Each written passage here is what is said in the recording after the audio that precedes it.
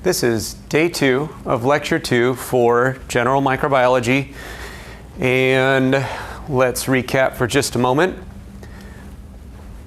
On day 1, at the end of our lecture, we were talking about the pH scale and about how pH is defined, and I ended on this slide where I would like you guys to look at some common liquids or bodily fluids or any kind of solutions that we can commonly encounter in our everyday lives, as well as maybe things that we might see in biology with respect to where the pH scale would define those chemicals as by measuring the power of hydrogen, so to speak.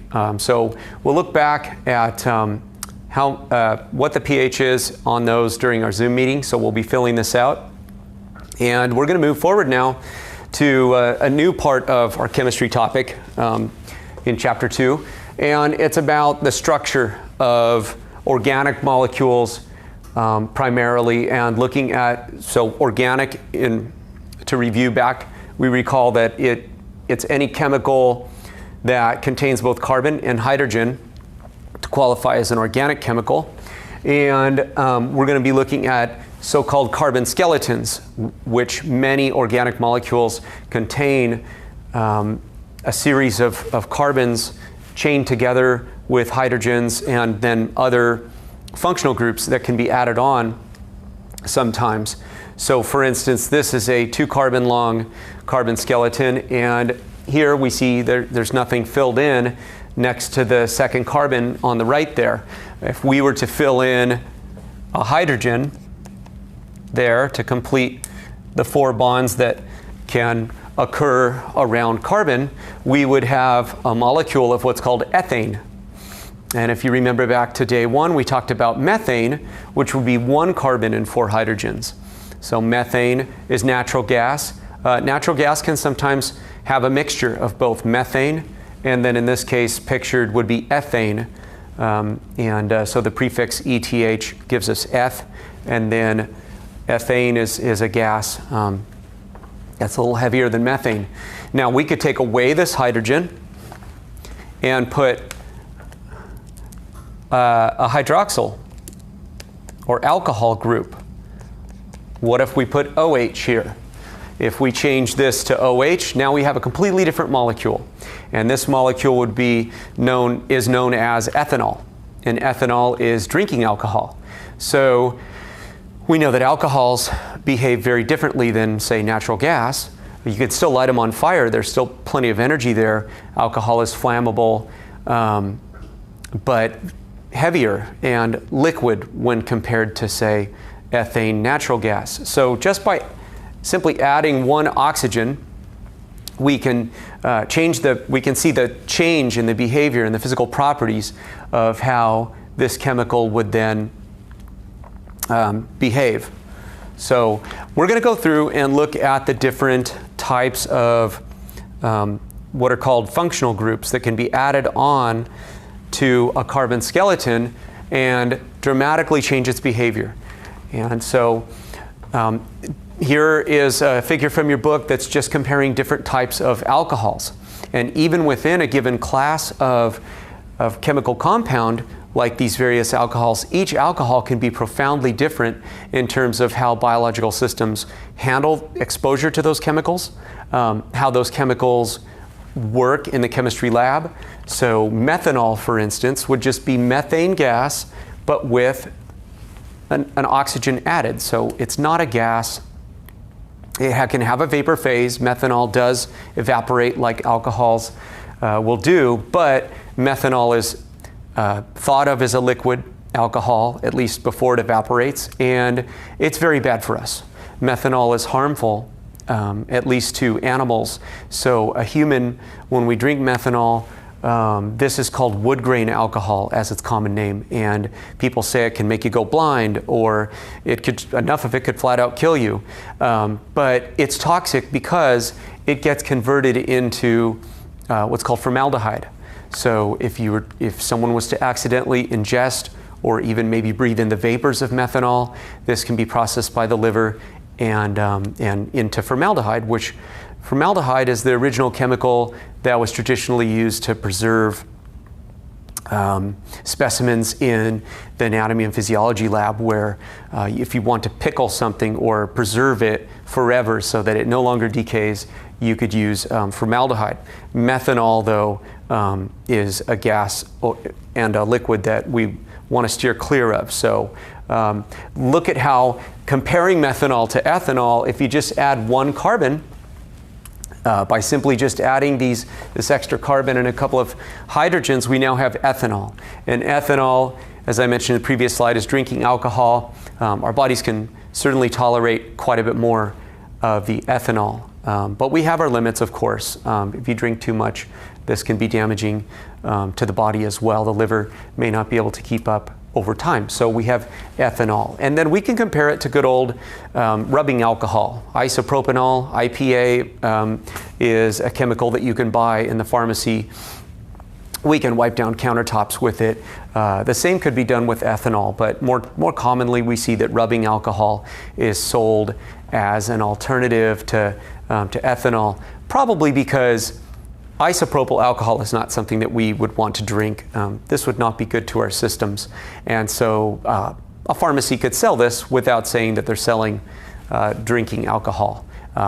Either way, though, these alcohols have the ability, all of them, to destroy bacteria through mechanisms that we'll talk about later in the course, like destroying cell membranes, for instance, or denaturing proteins.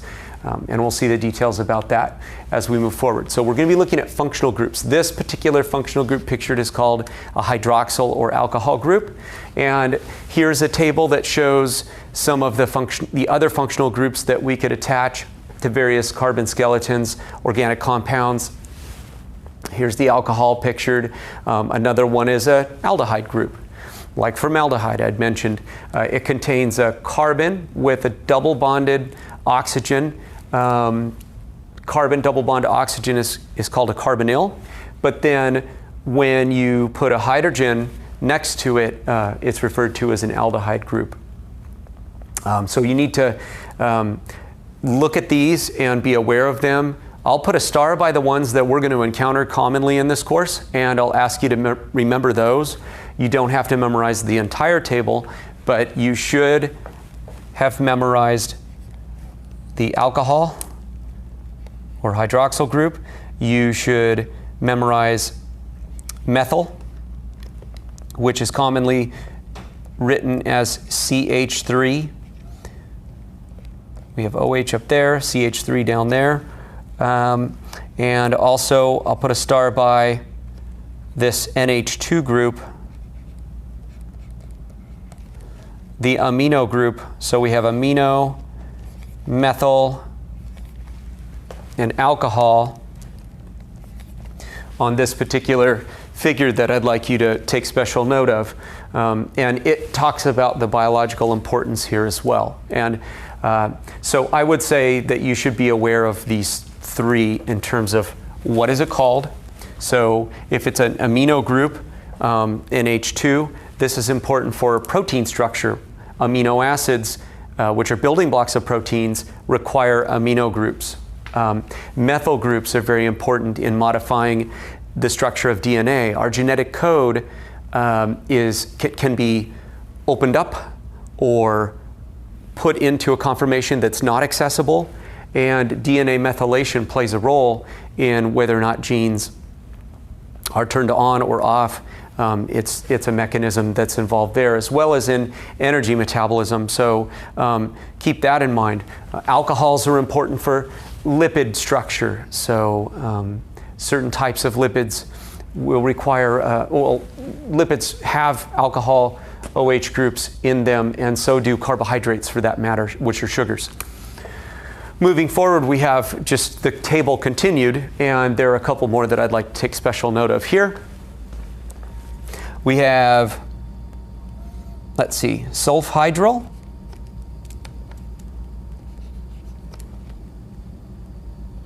SH, and carboxyl, which we can abbreviate COOH, Trying to make room here. COOH. And then finally we have phosphates, which we can abbreviate PO4.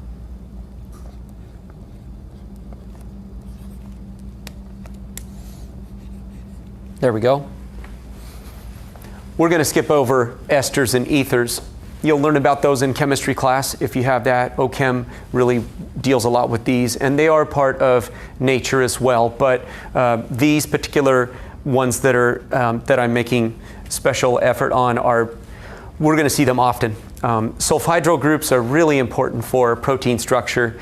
They're sulfur-containing amino acids that help to build proteins properly, and so this will come up quite a bit. Carboxyl groups are important not only for proteins and amino acid structure, but it says here as well organic acids and lipids. So we'll come back to carboxyl groups quite a bit, and phosphates for that matter.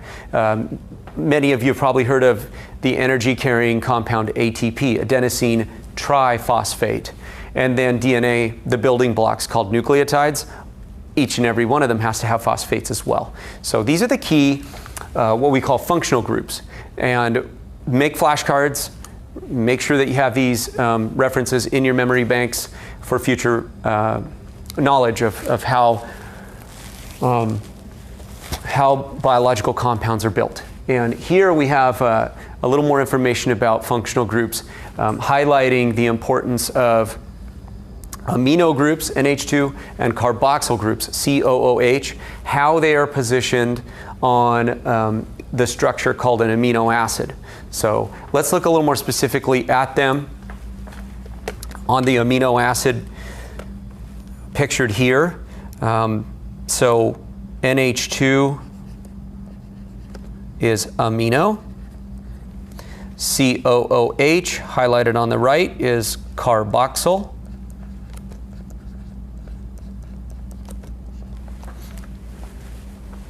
Okay, and there's a letter R here, and R stands for radical. Radical in this case is a technical term referring to a variable. Fill in the blank. This could be any number of different add-ons, so to speak, little atoms, groups of atoms like functional groups that can be put onto the amino acid to actually define which amino acid we're talking about. There are approximately 20 different amino acids that are found making up most living systems. All cells have a collection of different amino acids, and it's the R group that defines which amino acid. So hydrogen, if that was in there, would make this amino acid called glycine. If you put in a methyl group like CH3 into where the R designation is, you would get alanine. All right, and so we don't have to know all of the amino acids, but by the time you finish this course, you'll have remembered quite a few of them, because this R group will come up as certain ones that we deal with more often than others. So this is radical. And what does radical mean? It's referring to variable.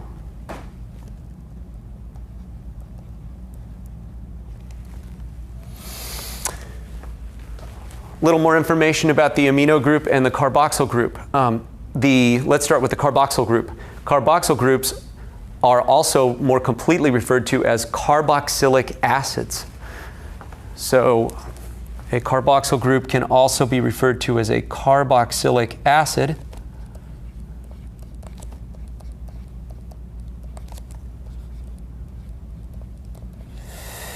And through the more complete name, this tells us what the pH influence that this functional group has when it's in solution. So if you take an amino acid or some other compound that has a carboxyl group in it, it will acidify the medium or contribute to acidification because it can release this hydrogen. So the hydrogen, when in solution, can float away from the CO part of the carboxyl group and enter into solution. And recall, the definition of an acid is any substance that releases a hydrogen ion into solution. So that's what happens with the carboxylic acid. this hydrogen will come off. And when it comes off, it will be designated with a positive charge. And so this is referred to as a hydrogen ion. But a hydrogen ion, if you recall back to hydrogen, beginning of last lecture, a hydrogen ion is, or a hydrogen itself on the periodic table is nothing more than just a proton, which we know has a positive charge, and one electron to balance out that positive charge so that it's charge neutral on the periodic table. What happens though is when the hydrogen leaves, it leaves behind its electron. You might remember that oxygen is really large and electronegative when compared to hydrogen, which is this tiniest, simplest little atom. And so the electron gets left behind on oxygen, and when hydrogen leaves, all it is one lone proton. So this can be referred to as a hydrogen ion because it has a charge, +1, but it can also accurately be referred to as a proton because that's all it is one positively charged proton floating around in solution. Since oxygen will have kept that electron that hydrogen left behind, that will now have an extra electron, which means a -1 charge. So when we see hydrogen leave, then it takes on a plus charge, and what ends up happening is the oxygen will end up taking on a minus charge. So we can label this as a proton or hydrogen ion.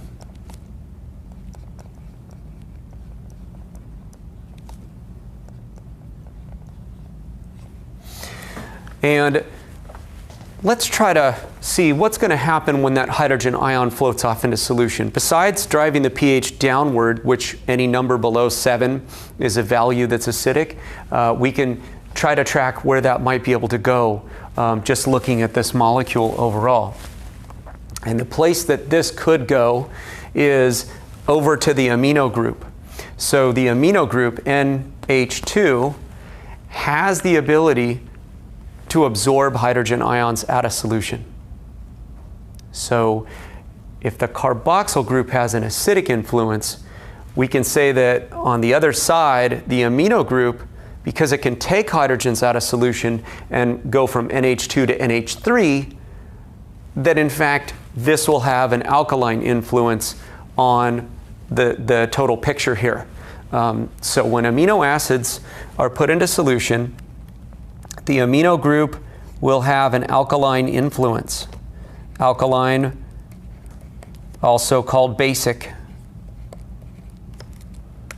You can use either term to describe that the pH will be elevated, and so this hydrogen will go traveling.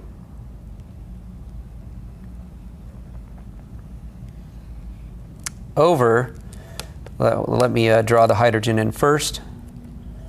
We'll create an additional bond here on the amino functional group. And where did that come from? It came from over here.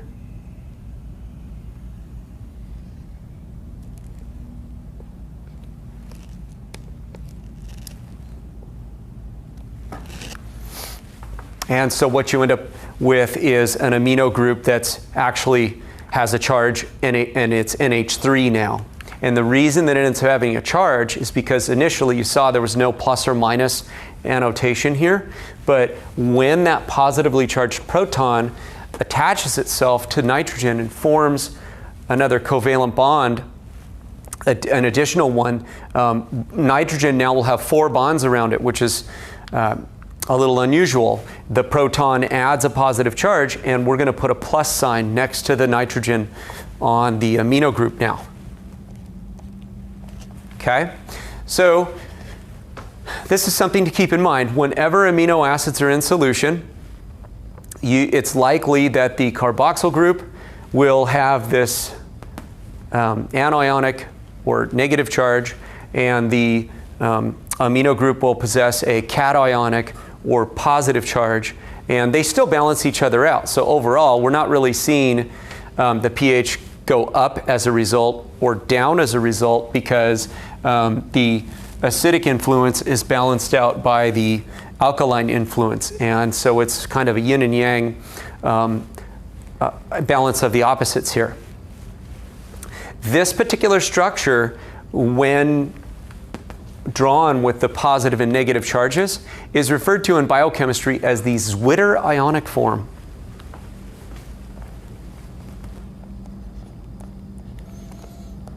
Not exactly sure where this term came from, but that is what it is called.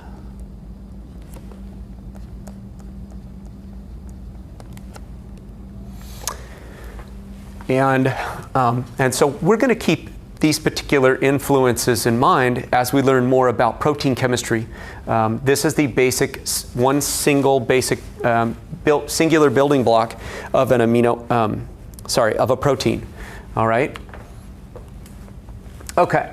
Now we're going to look at various organic compounds for the next bit of time in this particular presentation, and we're going to see that there are smaller organic compounds like amino acids that get hooked together, and those building blocks, as they're referred to sometimes, describe what are called monomers, or referred to technically as monomers. Do we have that term? Here it is. Monomers, mono meaning one, and then mer means parts. So one part will be hooked together to a second part. So two monomers together could make a dimer, or we could hook together three monomers and get a trimer.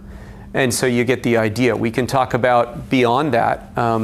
We can talk about polymers and such, which would mean many parts. And so smaller molecules will be chained together to make polymers in general. All right? And so how does that happen? Polymer formation is the event that's necessary within a cell to biochemically synthesize the monomers into larger structures. The way that this happens is usually through the removal of water.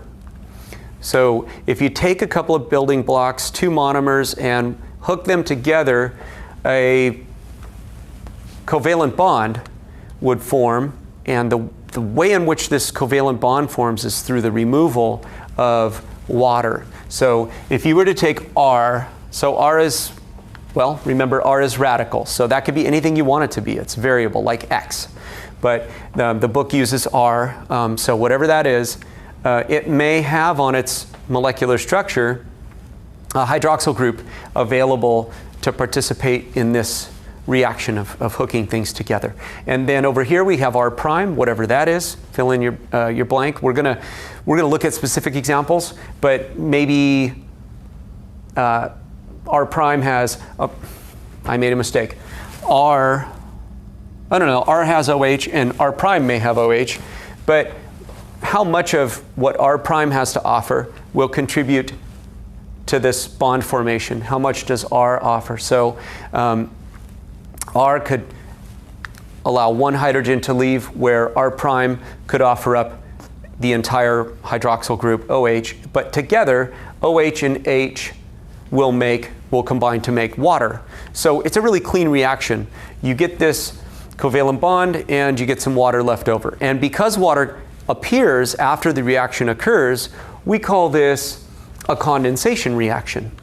It's also called a dehydration synthesis because water is being taken out, and when it appears, not only has R and R prime condensed together, but you may be familiar with when you have a cold beverage or something like that, and you put that cold item from out of the fridge or the freezer or whatever, and you'll start to see the water form on the outside, and we refer to that as condensation. So, hopefully this makes these terms a little bit more memorable when you think of water coming out.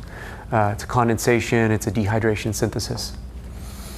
Okay, now, guys, we've learned about a lot of terms already in the previous lecture, like endergonic and exergonic, and anabolism and catabolism.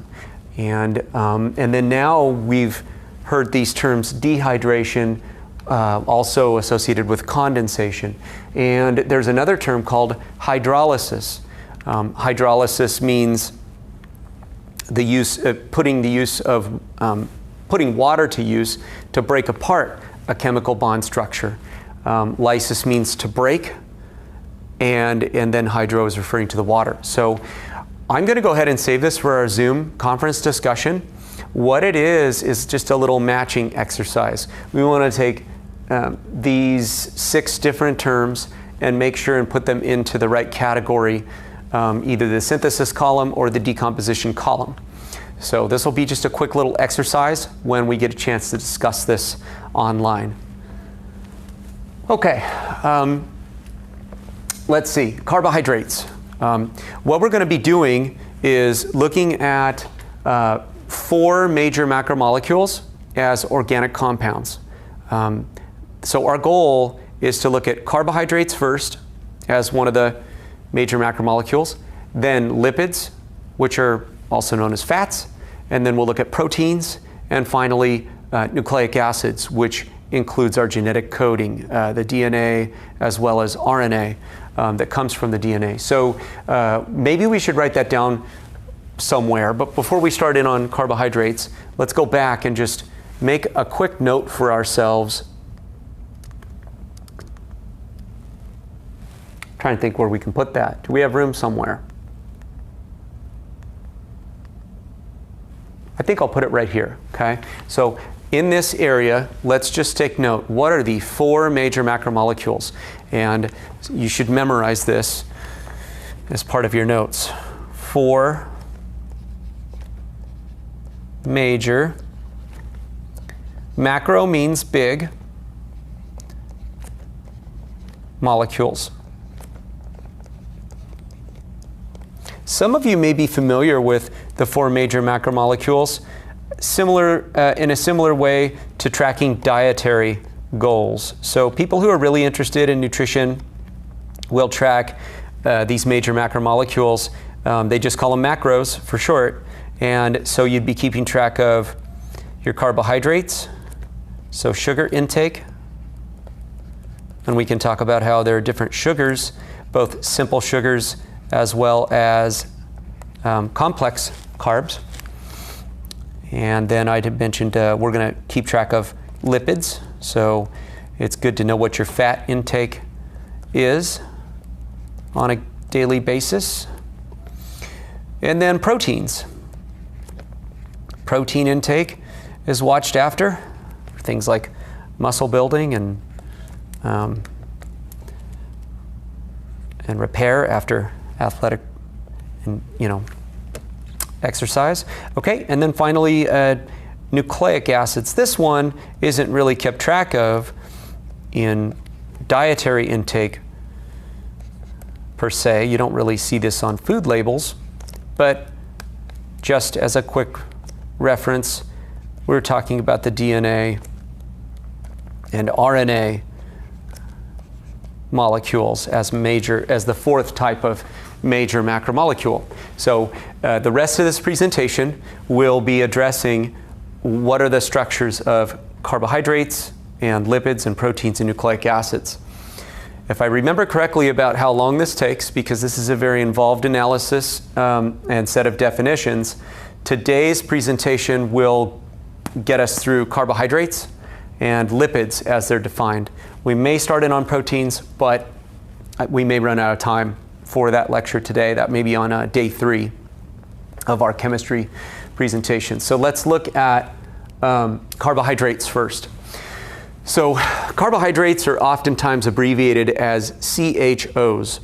When we're dealing with them in lab or you're looking at lab question sets, I might say, what are the CHOs that the bacteria are consuming in this experiment? And that's just shorthand for carbohydrates. CHO. And this is in direct reference to how carbohydrates are built. They have to have, all carbs have to have carbon, hydrogen, and oxygen.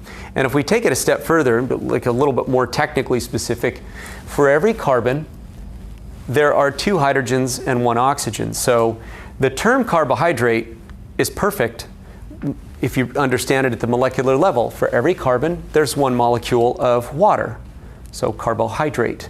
And then the N refers to how many single carbohydrates are hooked together.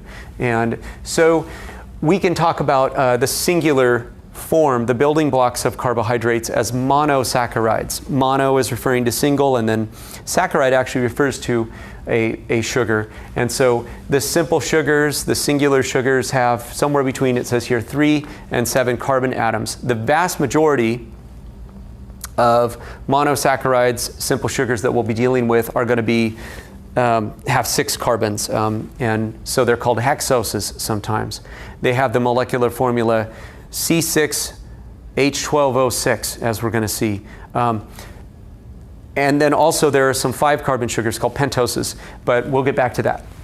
All right, for now, let's take a moment and list what are the common monosaccharides. Monosaccharides.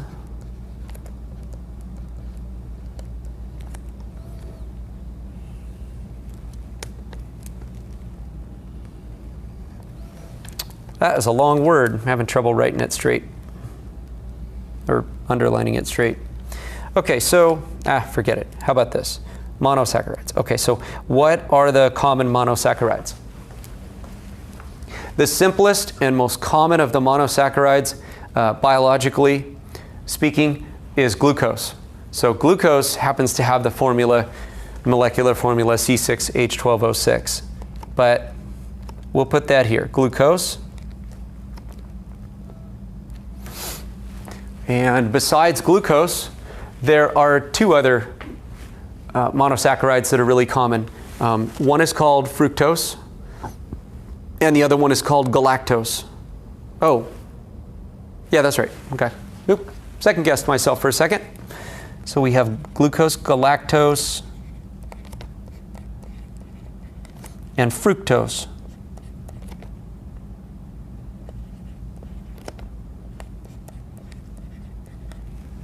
Okay.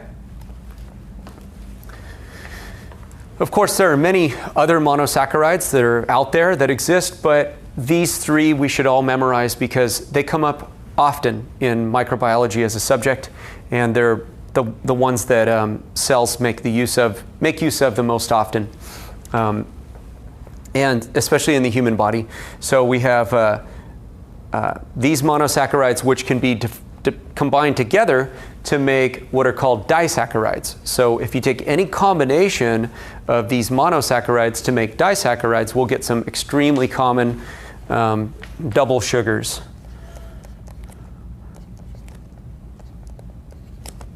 Disaccharides.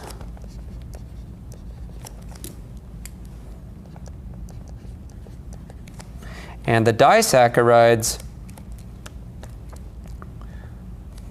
are maltose,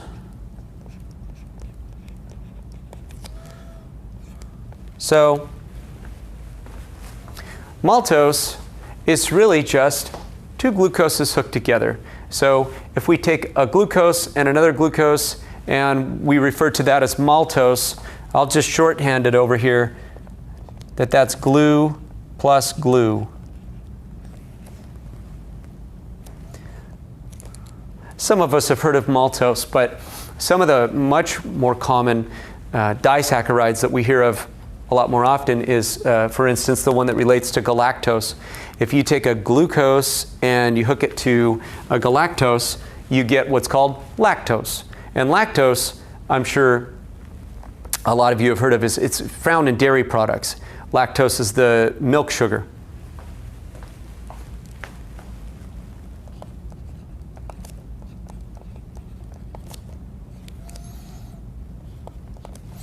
And I love lactose. Not everybody does, because I know sometimes people are lactose intolerant, but gosh. Milk and ice cream and such. Yogurt, really tasty. And we can talk about in the future why some people have a tough time with lactose and can be lactose intolerant. And so it can have at least part of the answer to that can be microbiological, not always just simply physiological. So that's a subject to keep in mind. And then the third very common disaccharide that I'd like you guys to memorize is the one that combines fructose with a glucose, and that's referred to as sucrose.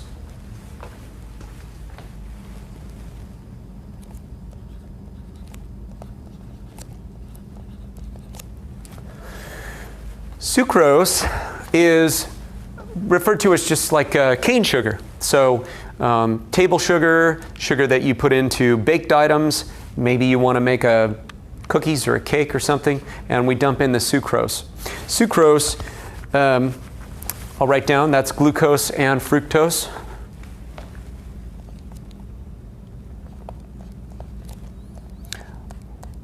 What do you notice about all the disaccharides? What do all of the disaccharides have in common? So we can see that glucose is at the heart of this particular analysis so far in terms of the structure of these most common sugars that we find in biological systems. So keep in mind, guys, sugars are extremely important for cellular energy processing. We get the most energy from breaking down carbohydrates. We call the energy in our blood supply blood sugar.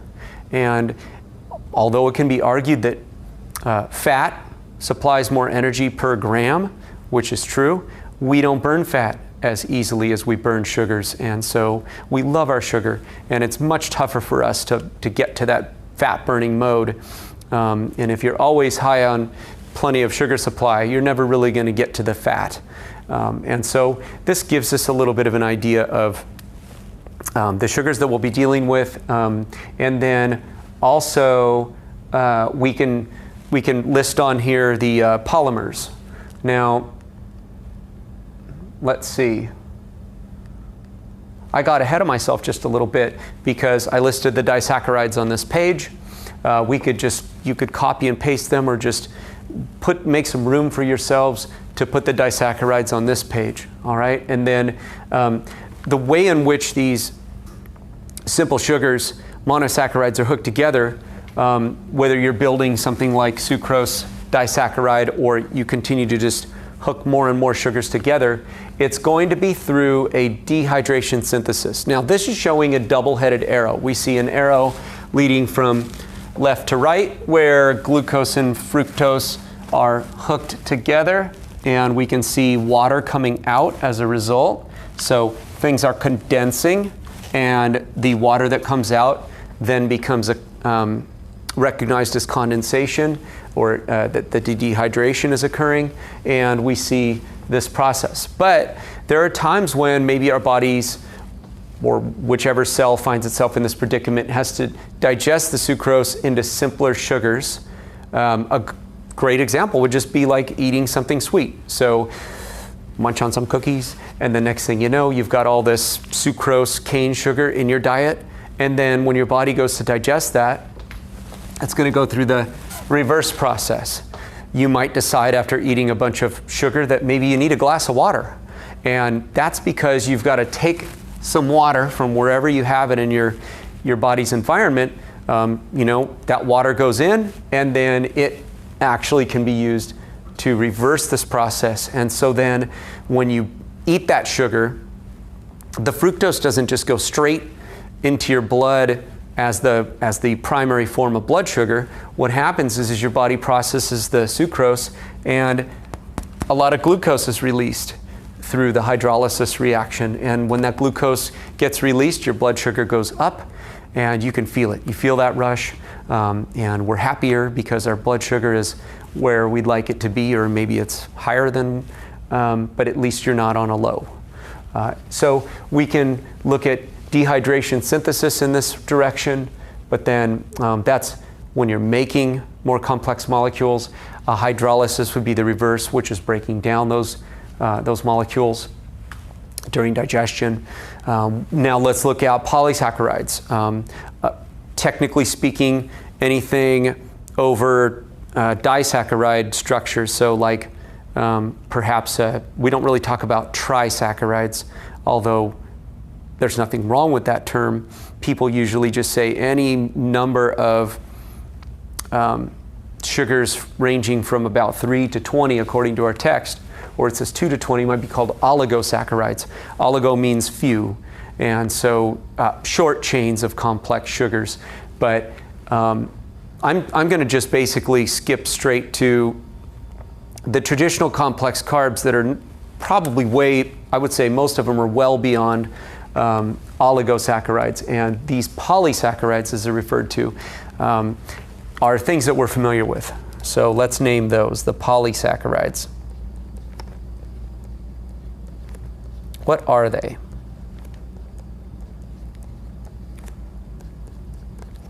So we have starch,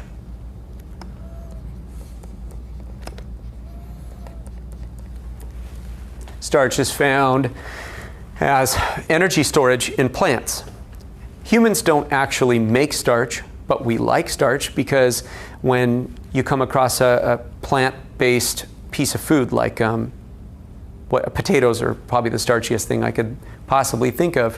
When you eat that, you get the starch from it. That's the energy stored in the potato, and we can break that starch down, and it's really just a massive lump of glucoses.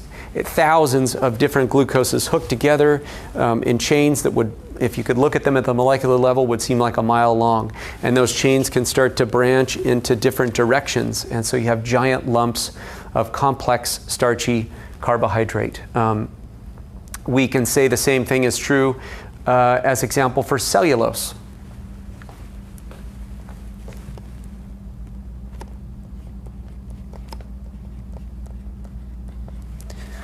What's fascinating when comparing starch and cellulose is that starch, like in a potato, is totally digestible, loaded with energy that we can break down and make use of, because the glucose sugar molecules are they're situated in such a way that our body has the enzymes to break apart that starch. There's an enzyme called amylase, and we'll be talking about amylase more than a couple times in the future. So we have this particular ability to digest starch. Cellulose, which is found in plant cell walls and algal cell walls, as you guys know, cellulose is not digestible by the human body. Yet it's made up of just as many glucose molecules as starch. But the glucose molecules are hooked together in a specific way so that amylase doesn't break them down. The enzyme found in our saliva has no way of dealing with cellulose. And so we're going to look more specifically at how molecular structures can consist of the same building blocks, but if the linkages that link those building blocks together is in a conformation that our bodies can't deal with, then the enzymes don't work. We don't have an enzyme called cellulase. Cows do, and other grazing animals or animals that are able to digest plant cellular material like cellulose, they can break it down, but we cannot. So we will see cellulose as an example. If you're wondering, how do we store our energy in the complex carbohydrate form? Instead of using starch, we make what's called glycogen. Glycogen is also sometimes referred to as animal starch. And glycogen is found in our muscles, primarily. So this is an energy storage that in your muscles allows you to get up and go very quickly. It's a convenient form of energy. Actually, I should put that. Muscles are not really made up primarily of glycogen. They're made up of protein structures, but we'll put here muscle energy. So when you go to work out, you're going to burn through the glycogen stores first. If you need to get up and take a sprint somewhere, to get somewhere very quickly, then the glycogen is going to be what puts you into motion. Only after you start to burn through these glycogen stores will we start to see that the body will shift its attention more so to like fat burning. So those first however many minutes of workout, could be quite a while, you're really in that glycogen burning category of metabolism. And when you start to deplete that, we start to go more into the fat burning mode. And so that's something that gives you a little insight towards working out and trying to burn fat sometimes. It takes effort. It doesn't happen instantly when you lift a finger. Cellulose, I'd said, was plant cell walls, and then we said starch is plant energy storage. So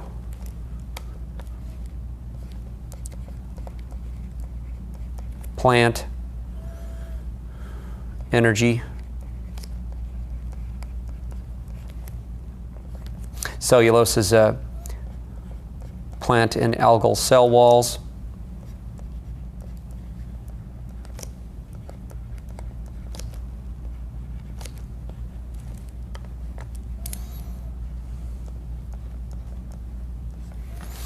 And we could say there are actually some bacteria that have been found to make starch as an energy storage as well.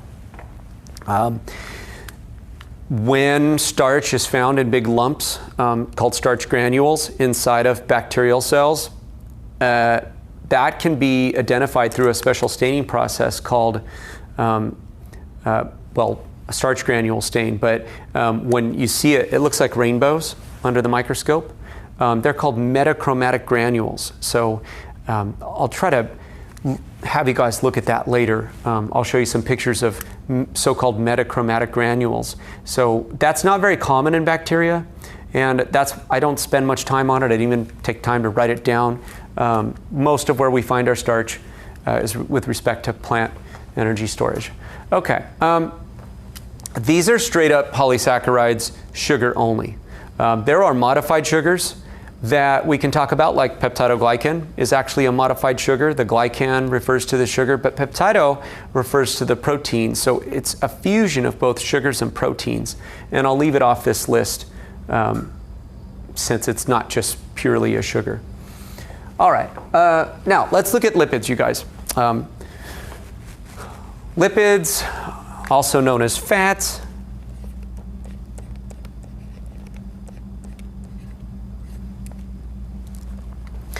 these are reported as essential components of cell membranes. So when you take lipids and you attach a phosphate to them, they're referred to as phospholipids. And that structure, which we're going to spend more time on in a little bit in this chapter, but a lot in the next chapter, which we'll look at how cell membranes are structured, relies heavily on lipid content. And interestingly, lipids are also made of the atoms carbon, hydrogen, and oxygen. But when you see a lipid structure and reference to lipids, we don't really say CHO like we do abbreviating carbohydrate to carbohydrate reference, even though they have the same required elements. So just keep that in mind. Lipids still do require carbon, hydrogen, and oxygen. And then lipids are described as being nonpolar, so they don't have charge character like partial positive charges or partial negative charges like water has, and they don't have any net charges, negative or positive, so they're called nonpolar. And for that matter, because water has charge character, partial positive and partial negative charges, and water is polar, when we talk about opposite charges attracting or like charges repelling, lipids really don't have any kind of interaction with water because the lack of charge just keeps them separate physically in an environment. So another way of looking at nonpolar is to say, the fact that they don't interact with water is to say hydrophobic. Hydro is water, and then phobic means fearing. So that's a technical term that we can use to describe their insolubility in water is hydrophobic.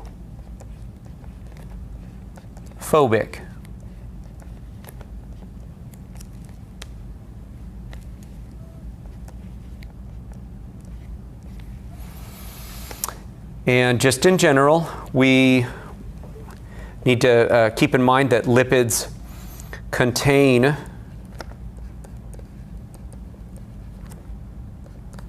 the most amount of energy per gram. Okay. However,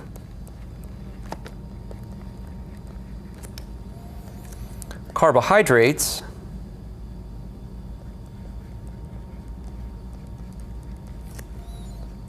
may have less energy per gram, but carbohydrates, how should we put this? However, carbohydrates provide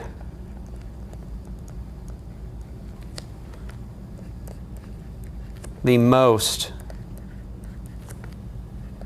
energy as a source.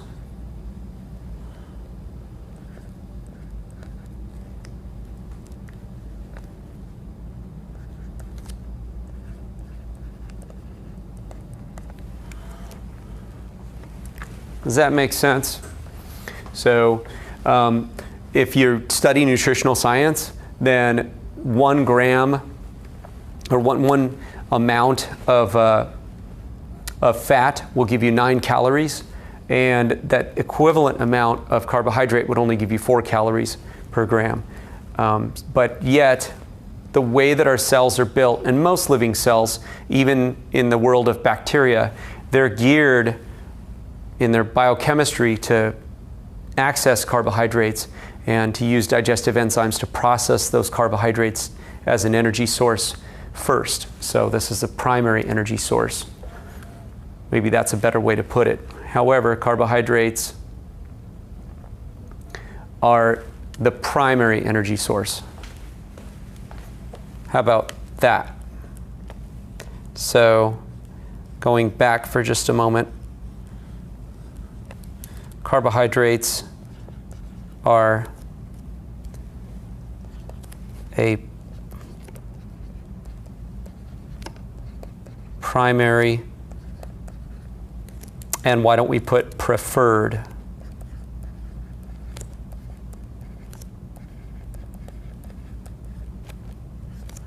Energy source.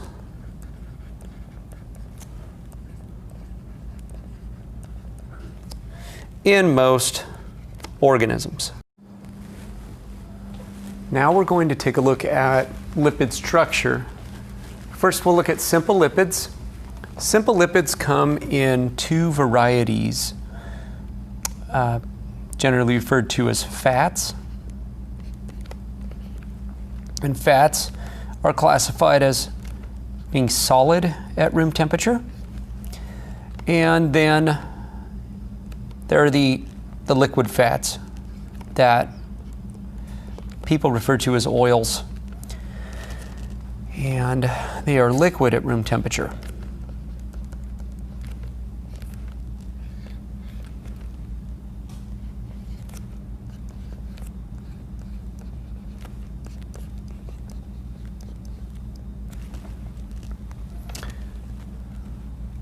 Okay, so looking at fats, if you heat them up, they can turn into a liquid form at temperatures higher than room temperature, but we really think of just room temperature being a reference for the solid fats or then the liquid oils. And in order to understand why fats are solid at a given temperature or oils are liquid at a given temperature, we're going to analyze the actual lipid structure. Fats are also referred to technically as triglycerides because there are 3 fatty acids. That's what the tri refers to. And then glyceride is referring to a backbone structure that the 3 fatty acids are connected to, called glycerol. So skipping forward for just a moment, skipping forward, I pressed the button the wrong way, we can see a structure of a triglyceride. So this is the backbone structure referred to as glycerol. I'll label that since it doesn't have a label on the picture here.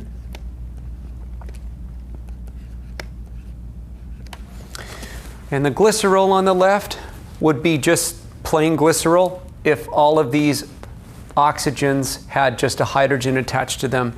But during lipid synthesis, cells will take off the hydrogens from glycerol and attach these big, long fatty acid structures. And the fatty acid structures are long hydrocarbon chains that have the carbon skeleton and then as many hydrogens as can fit around to make 4 bonds around each carbon.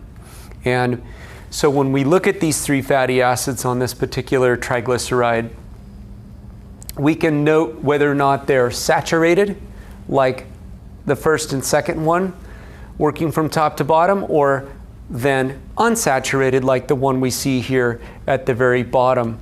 So what's the difference between saturated and unsaturated?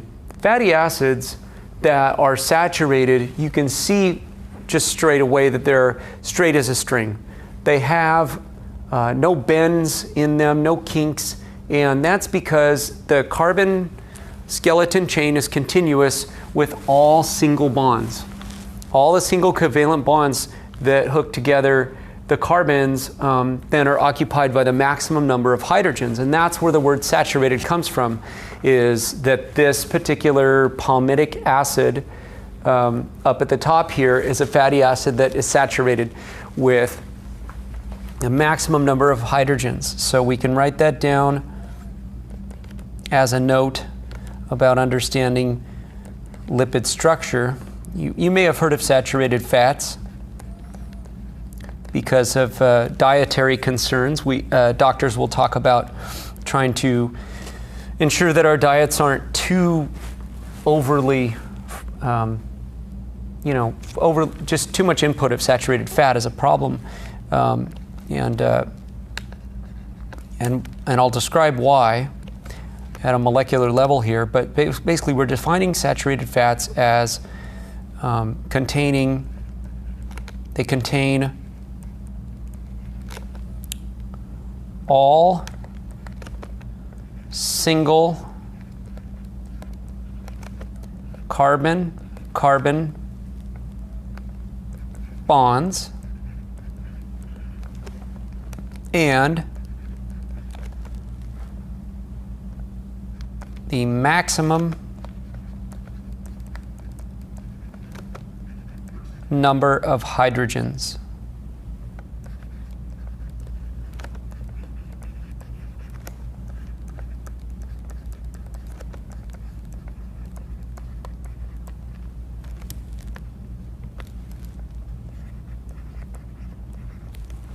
Okay, so palmitic acid, maybe you've heard of palm oil. That's a form of saturated fat that surprisingly comes from a plant.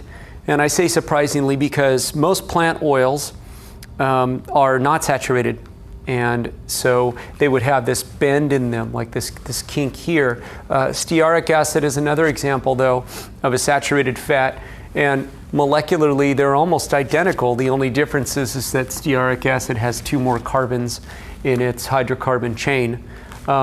Comparing the unsaturated fat, the way we'll define it is that instead of containing all single carbon-carbon covalent bonds, the oleic acid, unsaturated fat, as an example, has a double bond covalent structure between about midway through the hydrocarbon chain here. And what happens is geometrically, this creates a bend because of the bond angles around those particular carbons that are involved in this double bonding relationship. And there are always 4 bonds around carbon. That's one of the things when you look at molecular structures, you learn that all organic compounds being carbon-based, you'll always be able to count 4 covalent bonds around each carbon. So if you take away a couple of hydrogens here and you have a double bond here, you cannot put hydrogens back in here because then you'd have 5 bonds around carbon, and that's not chemically possible. It's not a stable relationship for bonding relationships with carbon and other bonds that carbon can make. So this particular bottom, the fatty acid on the bottom here, oleic acid, is unsaturated.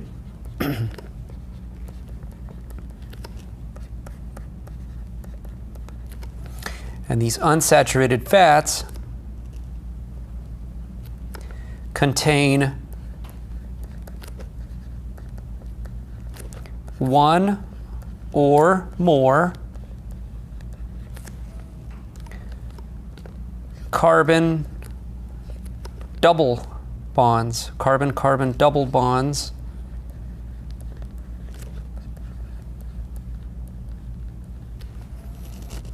and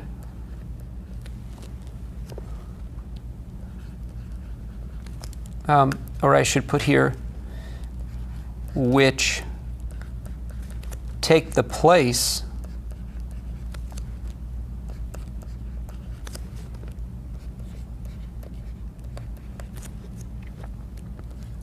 of some hydrogens.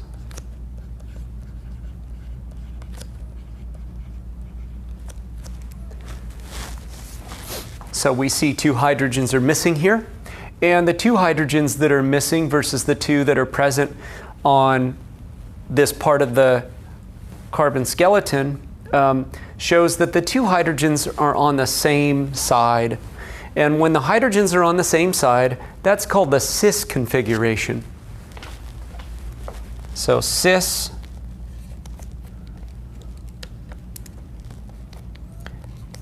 means hydrogens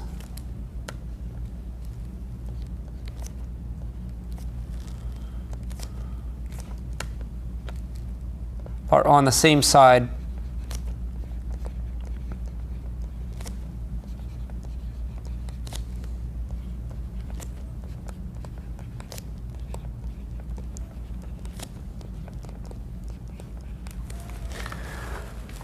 as opposed to the opposite side.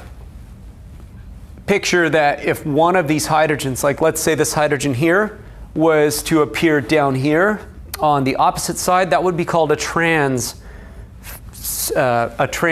geometry or trans fat. So we can talk about normal ordinary fats like the one pictured here as a triglyceride structure, but then there are non-naturally occurring fats that are synthetic. They're made through processing food or treating food in a way that it didn't once appear in nature. And trans fats are one of those unnatural situations that comes from food processing. So if you ever heard about trans fats, or whether saturated fats, too many, can be bad for you in your diet versus unsaturated fats, let's analyze that a little bit and see what exactly is all the talk about. So here is a picture of a molecular structure of a triglyceride that has all saturated fats. So all 3 of, or I should say all saturated fatty acids. All 3 of the saturated fatty acids are straight as a string. That means that they compact down together and are dense enough to be a solid at room temperature. And the theory, and I imagine the reality to some extent, is that if you have too much of this in your diet, and these are solid at room temperature, then what happens when they go into your body? And doctors are concerned that blood vessels, especially the narrowest blood vessels, the tiny little blood vessels, can get clogged over time from perhaps from saturated fats building up inside of our blood vessels, because they're solids to begin with, and if plaques or solids build up in our blood vessels, then that could maybe create blockages over time. And so we worry about saturated fats for that reasoning. It's also, by comparison, said that dietarily having unsaturated fats like the ones that we see down in here in the diet are considered to be healthier because they're actually liquid at room temperature and would remain liquid inside the body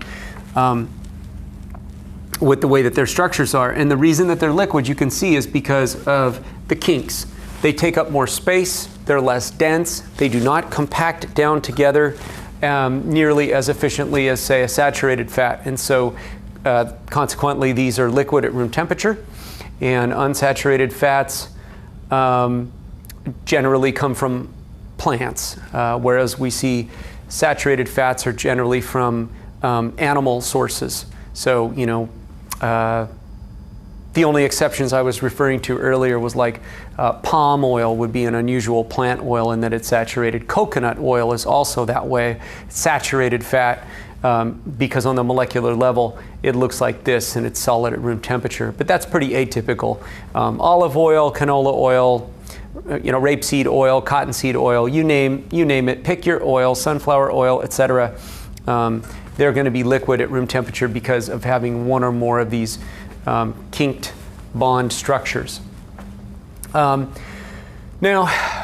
we'll take a trip to the internet for one more moment because there's an interesting thing here. I was talking about trans fats on the last slide and how, what if the hydrogens are on opposite sides of a double bond? So here the hydrogens are on the same side of the double bond. That is a naturally occurring unsaturated fat, and you can see that there are 3 of those here. But let's go to the internet and look at a picture of a trans fat.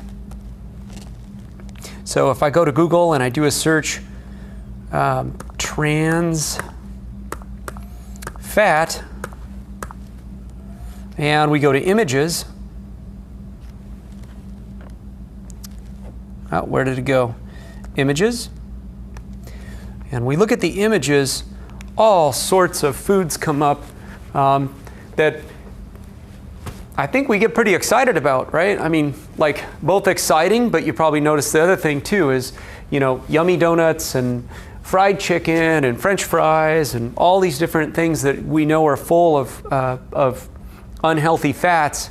That's the problem, is they taste great, they're crispy, they're crunchy, maybe they're all salted up and you know, and they can be sugared up like donuts and such.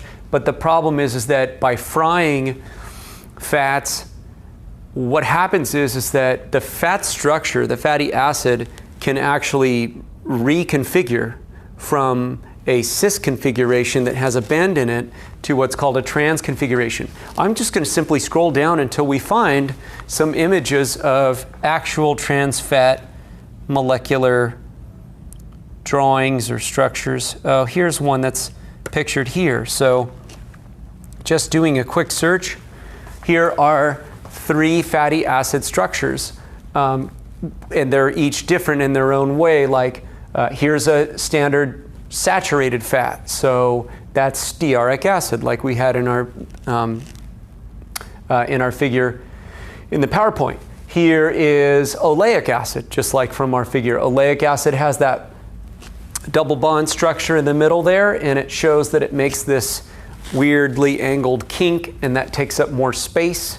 And it's because the 2 hydrogens are on the same side of the carbon-carbon double bond, called a cis bond formation. But here is a trans fat, or a trans fatty acid. What you have is that the hydrogens across the double bond are on opposite sides.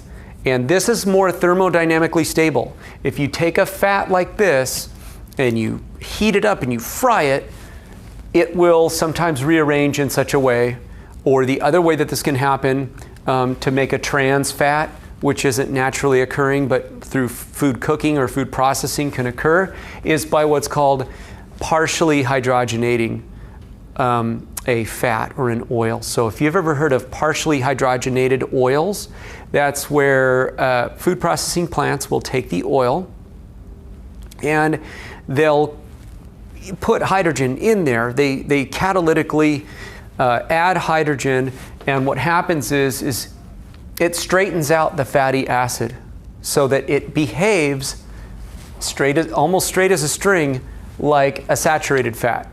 Now, technically, this is still unsaturated because it has a double bond and it's missing a couple of hydrogens that just are positioned there where that double bond is, but it's going to look just like a saturated fat. So products like Crisco, for instance, they've been around for decades, more than half a century. You can go into the grocery and buy a big tub of Crisco, and people will use it for baking or making certain food items. The problem with that, though, is that really it's just a big bucket of these trans fats. And trans fats, our body doesn't know how to digest these properly. We don't have the enzymes to break down that trans carbon-carbon double bond. And so then if you have trouble digesting that, it makes you wonder. This stays solid at room temperature, like a saturated fat. It is then not digestible like normal fats that are naturally occurring. And so, trans fats are now considered to be an unhealthy part of our diet. And we need to try to limit them. And it's one of the reasons why now you would know nutritionally that we worry about trans fats. We want to limit them. And you can understand why, because they behave like a saturated fat. But yet they're not even digestible like a normal saturated fat.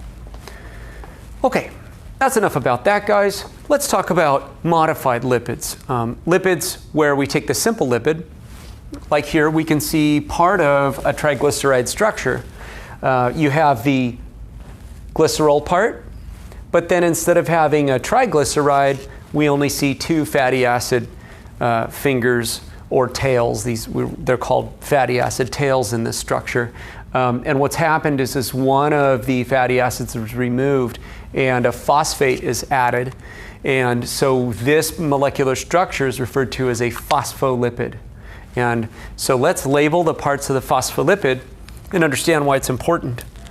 To emphasize, phospholipids are hydrophobic because they have non-polar fatty acid tails. So we'll label this out. Hydro, meaning water. Phobic, referring to fearing. They do not interact with water because the fatty acid tails have no charge. They're nonpolar. When something lacks positive or negative charge, or has no positive or partial positive or partial negative charge character, then they're considered nonpolar. Let's think back to water. Water, we were talking about, has polarity to it. It has a partial positive and partial negative charge set of characteristics. And so water will want to interact with things of opposite charges to its areas of positive and negative charge. Fatty acids have no such charge or charge character. And so water and oil, right, fat and water, these things do not want to mix or associate, and so they separate. That's why we get the term hydrophobic. But when we look at a phospholipid structure, it's also referred to overall as having an amphiphilic nature or amphipathic nature. Amphi meaning possessing both characteristics, the hydrophobic characteristic, but then also there's a hydrophilic characteristic up here where the phosphate is. If you've taken any chem or you learn a little bit about chemistry, phosphates, which have the molecular formula PO4 for a phosphorus and 4 oxygens, those oxygens carry negative charge. So PO4 has a negative charge, therefore it's polar, and since it's at the top of this structure attached to the tails, we call this opposite end the heads. So we have hydrophilic, philic meaning loving, so a water-loving or water-interacting structure we refer to as phosphate heads, or this is one single head, hydrophilic phosphate head, and it is polar. So it interacts with water.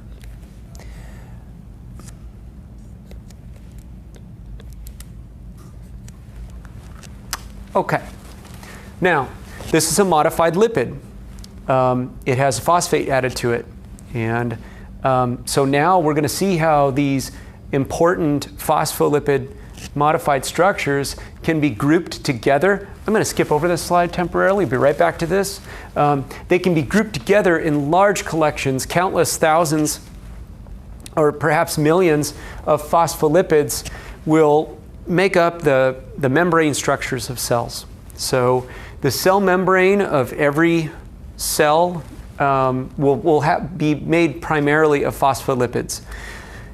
The cell membrane isn't completely just entirely phospholipids, but the phospholipids make up what's called a bilayer type structure, where all of the phosphate heads are positioned beside one another, and the fatty acid tails point inward.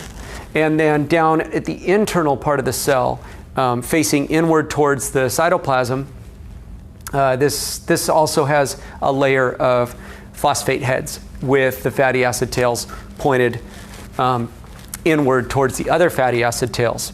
And so we could say that if this is the outside of the cell, this is how it looks, and then the inside of the cell, that's how that looks. And if cell membranes were only made of just purely phospholipids in a bilayer formation like this, eventually you would see that there wouldn't be a well-organized, well-maintained structure to this. The phospholipids would start to kind of, the fatty acid tails would start to bend and become less organized, and we'd have this would not provide enough structure for a cell membrane to completely be functional. And so in this third picture, our book describes that these insertions, modifications in between the phospholipid bilayer occur, and what they are molecules of cholesterol. This is the molecular structure of cholesterol, which is really a complex lipid. You might wonder, like, how does a cholesterol or steroidal type structure that cholesterol is based from come from? And so, like, how do you get these 6-membered rings and this 5-membered ring and these substituents, add-ons? And really, it's from modifying a fatty acid.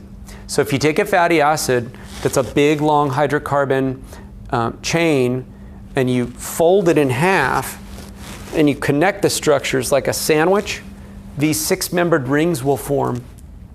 And this 5-membered ring, it's a result of taking a fatty acid and bending it back on itself. And so here, what's pictured is cholesterol.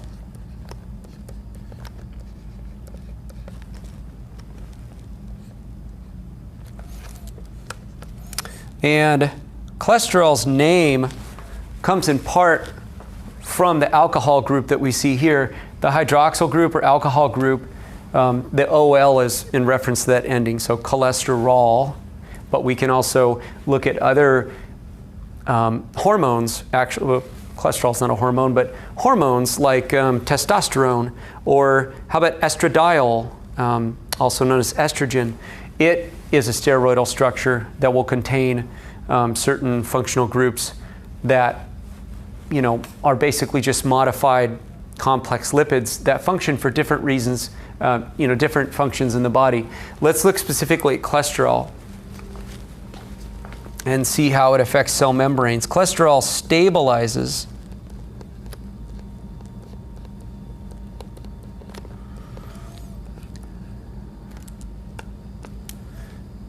cell membrane phospholipids.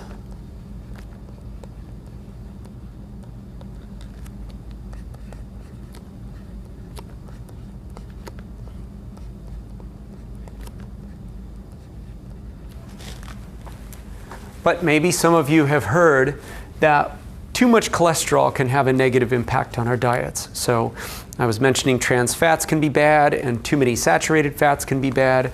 But how about cholesterol?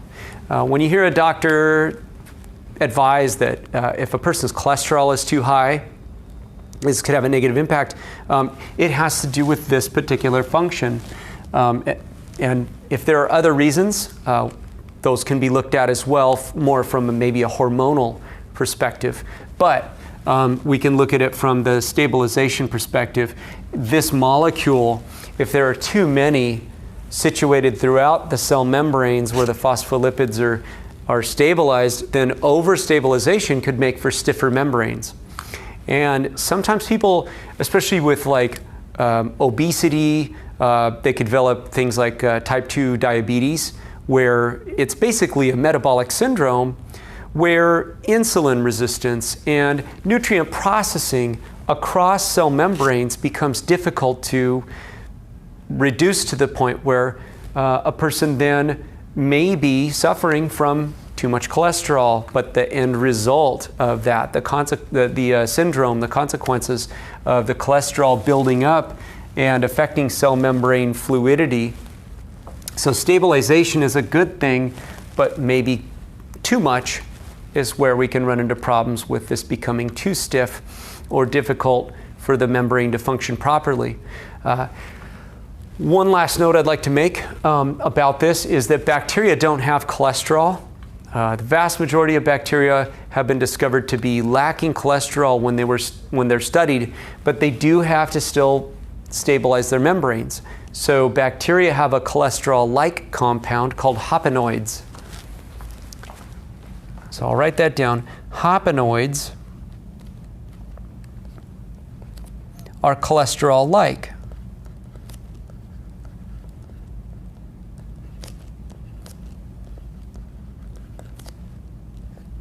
And they serve the same function, which is to stabilize the cell membranes in the bacteria.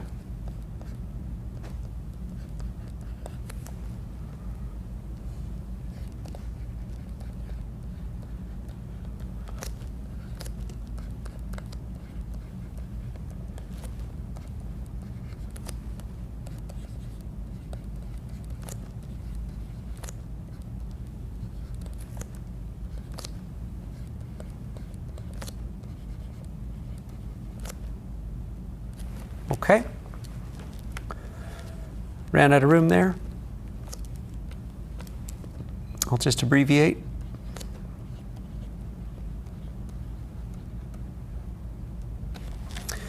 Okay. So let's do a little thought experiment. If bacteria have hopanoids, and the hopanoids function just like cholesterol to stabilize cell membranes, and researchers have looked into the presence of hopanoids, whether there are more or less in certain species. One correlation that has come up with this is extreme temperature environments. So some researchers have discovered that bacteria that live, say, in boiling water, incredibly, there are some bacteria that have been found to be surviving inside of like boiling geyser water that shoots up out of the earth, like Old Faithful or something, and that water isn't sterile. Bacteria were discovered to be living in that boiling temperature, and you would think that the boiling temperature could destabilize cell membranes fairly rapidly and that life might not be possible. But one way in which those bacteria were discovered to be surviving is that their membranes had to be increasingly stabilized so as to survive, and this would require elevated hopanoid content. On the other end of the spectrum, imagine if you're talking about bacteria that are living under a sheet of ice in the ocean.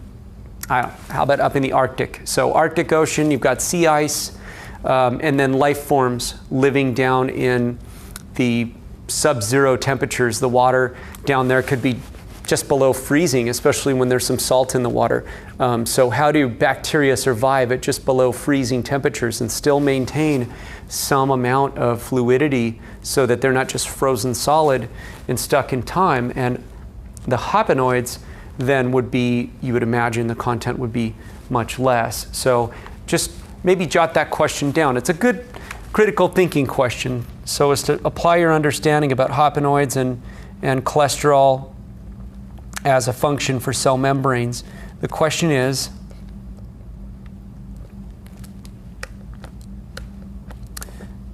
how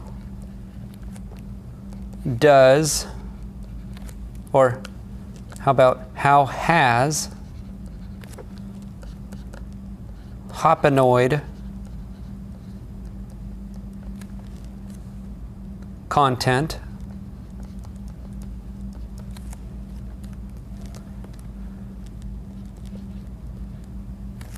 how has hopanoid content I'll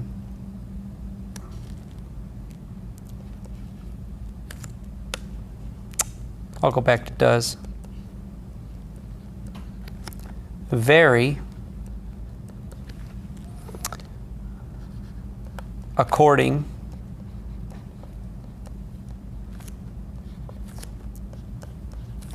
to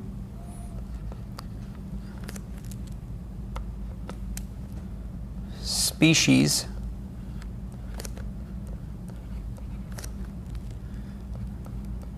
in hot